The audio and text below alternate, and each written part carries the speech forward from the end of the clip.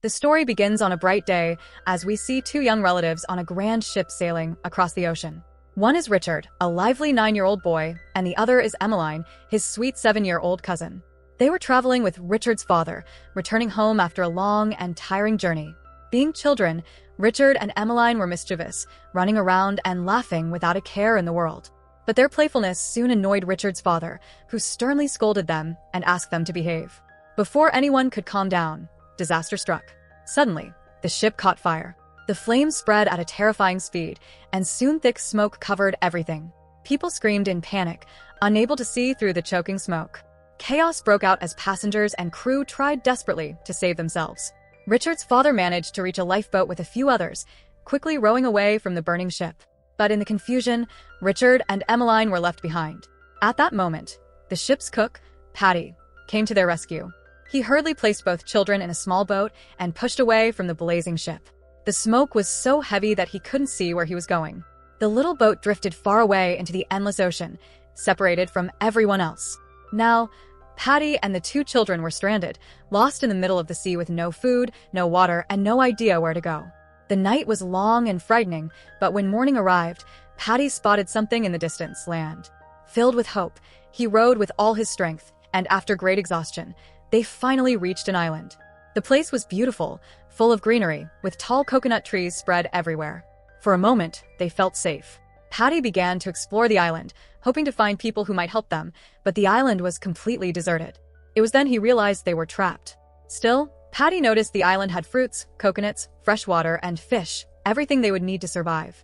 While exploring, he also discovered a barrel of liquor that had floated ashore from the wreck. Meanwhile, Richard stumbled upon a human skull hidden among the rocks. Terrified, he ran to show it to Patty. Seeing it, Patty's expression changed immediately.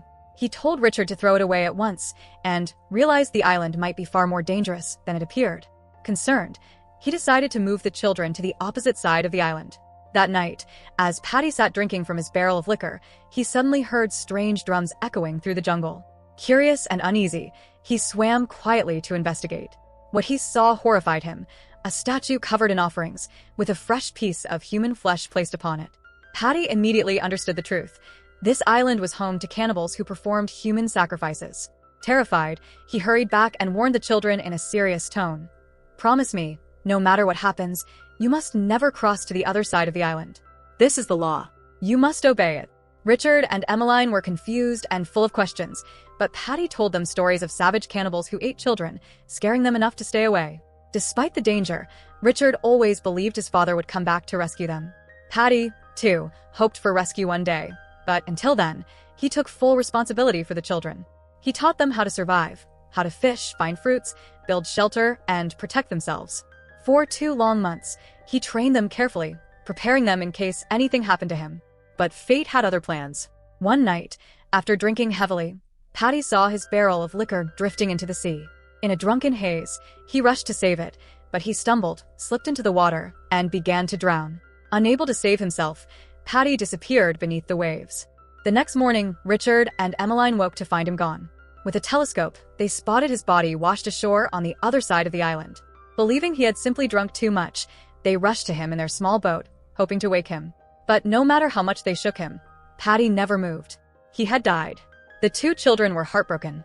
Patty had been their protector, their teacher, their only guardian in this terrifying wilderness. Now, with him gone, they were completely alone. Emmeline, unable to bear the pain, begged Richard to take her somewhere else, away from the memories of Patty. Richard agreed. Together, they gathered their belongings, boarded the small boat, and moved to the other side of the island. To their relief, this part of the jungle was much more suitable for living. Food and fresh water were abundant, and so they built a new home there. In the beginning, survival was difficult, but everything Patty had taught them helped. Slowly, they learned to live independently. Years went by. The once playful children grew into adults. Richard was now a strong 21-year-old man, and Emmeline had become a graceful young woman of 19. Together, they caught fish, gathered fruit, cooked meals, and laughed under the sun. Life on the island was peaceful, though deep inside they still carried the hope that one day Richard's father would return and rescue them. But as they matured, they began experiencing feelings and physical changes they didn't understand. One day, while bathing in the water, Emmeline experienced her first menstrual period. Startled and frightened by the sight of blood, she cried out to Richard. He rushed over in panic, asking what had happened, but she was too embarrassed to explain and told him to go away. Later, when she came out of the water, Richard tried to ask again, worried she might be injured, but she remained silent. This secrecy upset him deeply, because until now, Emmeline had always shared everything with him. Over time, their bond began to change. Richard noticed Emmeline in new ways, and Emmeline found herself drawn to Richard. When he walked shirtless across the beach, she secretly admired him. And when she bathed in the river, Richard couldn't stop himself from watching her. Having lived in isolation their entire lives, they had no understanding of love, desire, or relationships. Their curiosity grew naturally, though neither could explain the strange emotions they were feeling. Still, they lived happily, catching fish, preparing meals, and sharing laughter. That is, until one day, when Emmeline heard the faint sound of drums echoing from the forbidden side of the island. Curiosity burned inside her, and ignoring Patty's warning, she went to see for herself. There, she discovered the same statue Patty had once seen. This time, fresh blood dripped from it. Believing it to be a sacred place, she returned to Richard and excitedly told him what she had found. She insisted that Patty had lied to them all along, that there were no cannibals, only a holy and spiritual site. But Richard's reaction was the opposite. Furious, he reminded her of their promise to Patty. His voice was filled with anger as he scolded her. "You've made a terrible mistake. From now on, you must never go there again, no matter what." One night, Emmeline has a terrifying dream that Richard is drowning and she can't save him. She wakes up in tears. Richard, seeing her fear and tears, is worried. She begs him to promise he'll never leave her. They embrace, but when Richard tries to get closer, Emmeline pulls away. That night, Richard tries to approach her again with tenderness, but she tells him to leave her alone. The next morning, Richard is upset and ignores her. Emmeline sees him doing something strange behind a rock and calls out to him, but he yells at her to leave. Later, while climbing a coconut tree, Richard sees a ship in the distance. He quickly climbs down and runs to a nearby hill to light a fire to signal for help. He's too late, and the ship sails away. Emmeline also saw the ship, but she chose not to light a fire because she had grown to love their life on the island. Richard is furious with her for not helping. He tells her he's sick of everything and threatens to leave the island alone. He takes the small boat and sets off, but the boat suddenly breaks and sinks. Defeated, he has to swim back to the island. Emmeline mocks him, telling him the island is their home now, and they have to accept it. A fierce argument erupts. Emmeline angrily tells him she knows what he was doing behind the rock and threatens to tell his father. Richard is shocked and asks if she was watching him. She retorts that he has been watching her while she bathed. Richard, enraged, throws a coconut at her, but misses. When she throws one back, it hits him in the head. He loses his temper, slaps her, and kicks her out of the hut, refusing to give her food. Forced to fend for herself, Emmeline becomes weak and exhausted. She begins to place flowers on the sacred statue and pray.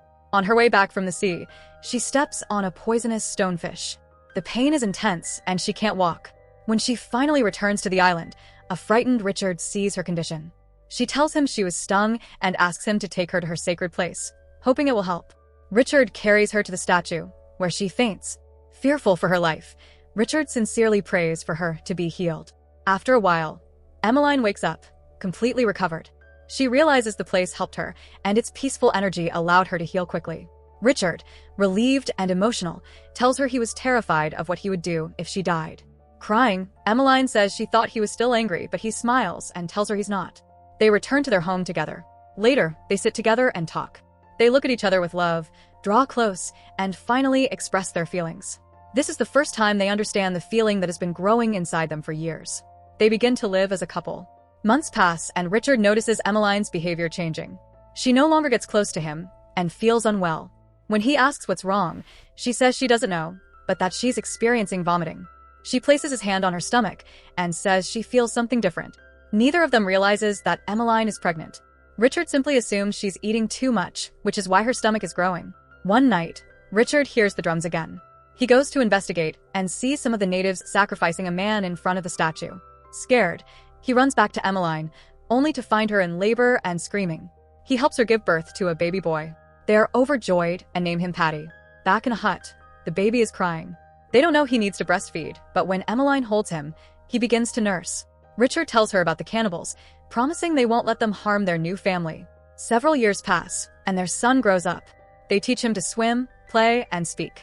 One day, while they are covered in mud and playing on the shore, a ship appears. On the ship is Richard's father, who's been searching for them. However, he doesn't recognize them from a distance because they are covered in mud and turns the ship around. Richard and Emmeline see the ship but don't signal, happy with their life and not wanting to return to a society that wouldn't understand them. Later, Richard takes Emmeline and their son to the island where Patty died to gather fruit. They stay there for a few months, remembering their childhood. While Richard is picking fruit, their son plays and puts poisonous berries into their boat without Emmeline seeing. She falls asleep, and when she wakes up, the boat has drifted away from the shore. Their son throws in ore into the water. Emmeline can't reach it and calls out to Richard for help. A shark appears behind them. Richard runs to the boat, and Emmeline hits the shark with the second door, giving Richard a chance to get in.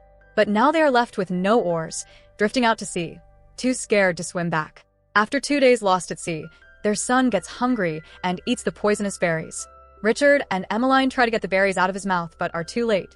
Thinking he will die, they eat the berries themselves, choosing to die together. They faint in the boat.